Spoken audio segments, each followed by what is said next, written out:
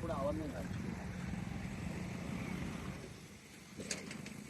भिवंडीवाडा महामार्गाच्या वारेड या ठिकाणी ही बस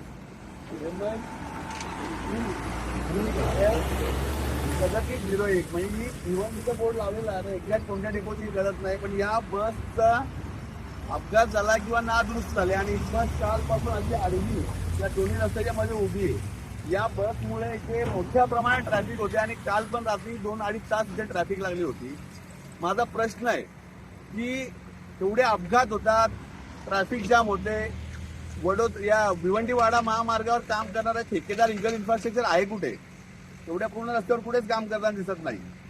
कोट्यावधीच्या ओव्हर बिलिंग घेऊन ही कंपनी काम करत नाही. आपण आंदोलन केलं, आश्वासन मिळालं, त्यानंतर काम सुरू झालं, पण पुन्हा तेच आहे. अंबाडी शिरसाट रस्ता आहे, तिथेही मोठ्या प्रमाणात मनमानी सुरू आहे. काल एका शिक्षिकेचा अपघात झाला, पण कोणीही त्यांच्या विरोधात बोलायला तयार नाही. खंडण्या घेऊन, कमिशन घेऊन सगळे पुढारी आणि नेते गप्प बसलेले आहेत. या रस्त्याची तेच आहे. या रस्त्यावर प्रवास करणारी जनता वैतागलेली आहे. फक्त आम्हीच बोलतो आणि तरीही आम्हाला टार्गेट केलं जातं. पण खंडण्या घेऊन, कमिशन घेऊन, पर्सेंटेज घेऊन सगळे लोकप्रतिनिधी आणि पुढारी गप्प बसले आहेत आणि या इगलच्या घरी भांडी घासत आहेत.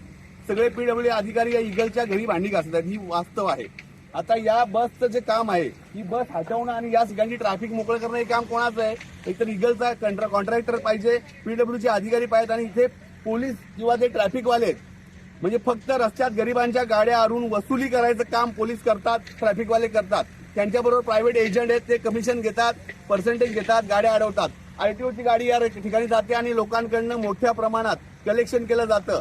ज्यांचे महिन्याला हप्ते नाही त्या गाड्या अडवायच्या आणि त्यांच्याकडनं पैसे घेतले जातात किंवा पावत्या फाडल्या जातात. हे सगळं काम करताना लोकांची जी गैरसोय होते त्याच्यावर कोणी बोलताना दिसत नाही. आम्ही बोललो तरी पण परत पुन्हा एकदा प्रश्न आम्हालाच विचारले जातात. आम्ही जुगाडफाट्याच्या अपघातानंतर पत्रव्यवहार केलाय, आंदोलनाचा इशारा दिलाय, पण अजूनही पोलिसांनी ही दखल घेतली नाही, अधिकाऱ्यांनी दखल घेतली नाहीये. निष्पाप माणसाचा माळुंग्याच्या एका बळी गेला. परवा दिवशी जय मल्हार ढाब्याजवळ दाकिवलीच्या एका निष्पाप तरुणाचा बळी गेला. रोज बळी जातात, रोज माणसं मरतात, पण कोणालाही काही सोयी सुतक नाहीये. माझा प्रश्न इथल्या लोकप्रतिनिधींना, आम्ही लोकप्रतिनिधी नाहीयेत, आम्हाला कोणीही कुठे निवडून दिलेलं नाहीये.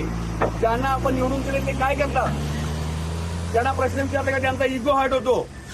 तुम्ही फक्त काय मतं मागायलाच आमच्याकडे यायचं का? या रस्त्याचा प्रश्न लोकांनी त्या लोकप्रतिनिधींना विचारला पाहिजे.